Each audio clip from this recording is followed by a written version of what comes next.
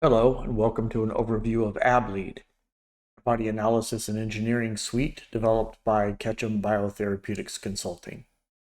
When you first come to the site, you'll see a landing page that has a login, a link to the help documentation, and some overview text for intro viewers that are looking around. One is, my experience has been that selecting a lead for developability and efficacy is really important from a financial perspective, and also for developability through process development. We can improve the properties of biophysical characterization, which translates into an improvement into things such as titer, where here in this project we more than doubled the stable pool titer, or in this project increased the serum half-life through antibody optimization. In AbLead, there are a great number of tools. Some of them are listed here in its capabilities, the engineering tools, the visual analyses that are available, but it doesn't tell the whole story. And if you're looking for some of the references, like the data that I showed up above, they're in here, or references to the tools that are used in the site, they're here in the references. Well, let's dive in. We'll start with login. You can create a passkey if you'd like more security, and I recommend it. And once you log into your site, you can also turn on multi-factor authentication, which I recommend for your security. We'll sign in. When you sign in, you're in your own account. There's no crossover between accounts unless you do so purposefully, and I'll show you some of that. You're met with a page that shows your projects. It's much like an email system where each project has its own row. It has some information about that project. You can apply labels to projects, multi-labels to projects. You can have multi-levels to those labels, so you can sort just by clicking on labels. For inputting a new structure or a set of sequences for a project, you can use the import tool. You set a project name, a FASTA file, or a FASTA sequence that's been pasted. Optionally, you can include PDB files for models of these sequences. There is a name method that associates light and heavy chains and the PDB file, so you'll have to follow that nomenclature for it to be successfully imported. You click Run Analysis, and it imports those sequences. You can also select an entry and export it, and this is what I was saying a moment ago about your site being sequestered. You can export a project, give it to a colleague or a friend. They can import it into their AbLead account, and everything within it is there. Your engineering designs, your entries, your parentage, everything is there with that import and export. You can, of course, delete projects, you can rename projects, and so on. But let's jump into one of the projects. We'll jump into the example set. I've built the system for the initial page of a project to be a rank order analysis. This is one of the most important things that you can do in an early program post-discovery. Get rid of the things that are just horrible, keep the things that are good, all things being equal in terms of target efficacy. There are a lot of tools that I'm not going to show you in this video, but you'll see them in other videos. So the first thing that you'll see is a genetic origin, both from the light chain and the heavy chain perspective. There's a tool that's evaluating the species of the chain outside of the closest germline, so I show that evaluation. I've seen some human sequences that have the closest human germline, or the closest germline being human, be called mouse because there's overlap between our species. So this calls out that overall species determination. But then I show the closest germline, whether or not it's human or whatever species it is. For the light chain, I show visually if it's kappa or lambda, but you can also see it here in the germline depiction if it's kappa or lambda. The percent identity to that germline, the J regions are included as well. There's a calculation of nearest neighbor from 0 to 100, 0 being identical, and you don't want leads to be very, very close to each other that are the only ones that you select for going forward, because if they're all from the same clade, then if one fails, the others might fail. So you want diversity. There is a clading tool that you can use to get a lot more detail and clade based on regions and chains. I won't show that in this video, it's in another video. Very important to use for actual lead selection. The CDR length section is based on north boundaries, and I ran a lot of statistics on an OAS set on north regions for the different CDRs and call outliers to those positions by color. So the 6 CDRs plus a sum of those CDRs. And this is useful for finding outlier long residues or short CDRs. No short ones here, but some heavy length ones. I've seen very long heavy chain CDR3s that have been successful, but all things being equal, I'd rather not have that. It just leads to potential instability. Next is a measure of stability. I'm using AbLang, AbLang2, and IGBERT with scores called on the full-length sequence or just the frameworks. These are large language models that aren't necessarily just for stability. They call outlier positions or how many outlier positions there are. In my case, I've seen that in my experience, modification of outlier positions can improve the conformational stability of an antibody. And so I pay attention to these. I have tools that allow you to drill into specific residue contributions to these scores and make modifications of these based on positional frequency analysis or the highest likelihood from these language models. So again, all things being considered, I might not like this antibody as a lead, but it is repairable.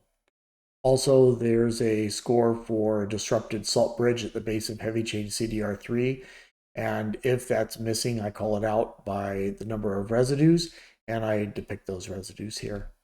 Next is a calculation of surface properties if structure models were brought in. If you don't have a structure model, you can build one right here by build models, and that uses ABody builder tool 2 to build an FV structure. FV structures aren't as useful as fab structures because the bottom of the FV exposes residues that wouldn't normally be exposed, but it gives you a good measure to be able to compare molecules. There's a calculation of clustered hydrophobicity, much like the TAP method. On the surface, clustered residues that are hydrophobic might lead to polyspecificity or stickiness. I really don't like that level of hydrophobicity. It's not terrible. I've seen molecules go forward with it, but I'd rather not have it. It is repairable. Or electropositivity for faster kidney clearance, or electronegativity, or charge disparity between the light and heavy chains can lead to viscosity. So again, I might eliminate this if I were just doing a straight break order and lead selection. Next is a depiction of the cysteines in the entry. There are normal IG fold cysteines that should be present, but this will call it out if they're missing. There are areas where unusual cysteines can be entered. Sometimes they pair and sometimes they don't pair. My scoring system for rank order always includes unusual cysteines as undesirable, but if they're unpaired, it increases that score. But if they are paired, you can always set that to 0. And you can see that color coding went away, and it also will impact the score that you'll see here in a moment. I'll leave that at 2. But a structure view, either externally or within AbLead in the liabilities tool, will allow you to see where these cysteines are and whether or not you think they're going to pair, and whether or not you should include them in a lead going forward. I then look at potential post-translational modifications. There's high, medium, and low deamidation severities, and a call out of where those positions are in the IMGT space. These are potential post-translational modifications. You should look at a structure to see if you think they might occur, and if they do, if they would be impactful to function. But all things being equal, I would rather not have 3 or 5 or 7 of anything if you can eliminate it and still have viable leads to go forward. There's also isomerization and link glycosylation. I've seen molecules go forward with N-link glycosylation. It's fine. It can increase solubility, but I'd rather not have the issue of potential variation in the sugars to deal with if I don't have to. So I'd rather eliminate it. And then methionine and tryptophan oxidations. Tryptophan oxidations can degrade, especially if they're in the paratope, but it is notoriously difficult to remove tryptophans in the paratope. I'd rather just eliminate something that has 4 tryptophans that could be potentially degrading, but I'd want to see where these were. Hydrolysis and fragmentation motifs are included, and then next is a humanist score. This is using a method much like BioPhi's OASIS method. I called mine OASINE for immunogenicity. It's looking at 9 mer peptides screened across OAS, a large number of OAS sequences, to see if the peptides in the variable light or heavy chain are present in OAS. If they're not present, then it gets a lower score, which is bad. So this may not be immunogenic. This is not an MHC class 2 binding predictor or an ADA, anti-drug antibody predictor, but I'd rather not have a feature like this. It is repairable. I have a humanist tool that will show you exactly which residues are impacting the score, and you can, from that position, enter engineered mutations to improve the humanness. But if I have enough antibodies, I would just eliminate it. Next is PI, the isoelectric point. If you're near serum pH, then it's going to neutralize and potentially particulate upon injection into serum, into human patient. And so I'd rather eliminate this, though I do have a tool for engineering the PI, either to more acidic or more basic, that looks for surface exposed residues that can be modified without greatly impacting the stability large language models or the humanist score. Finally, all of these features, or most of these features, come together into a scoring function. You can rank order this scoring function, and all things being equal, I'd rather have these than these. Though, again, some of these features are repairable if you like one of these antibodies better in terms of efficacy. You can also export this as an Excel file. All of the features of this page are included, including dynamic conditional formatting on all of the conditionally formatted columns that you saw here. And I exposed the scoring function, and the weights are in its own tab. If you want to change the weights of the scoring function in this view, you can go to your settings, and in your settings, you change your name, your time zone. You can enable two-factor authentication. You can register or delete passkeys, but you can also change your scoring. You can't change the rule, but you can change the weight of that rule. So for example, if I don't care that I have very long heavy chain CDR3s, I can make this weight 0, or if I never want a long heavy chain CDR3, and make it 2000, and then that score would go way up for any antibody that has that feature. You can scroll down and change all of these weights, save those weights, and then they become applicable to your rank order analysis. If you want to go back to the defaults, you can just go back to the defaults. So that is an overview of AbLead. I look forward to seeing you in other videos where we go into more detail. Thank you.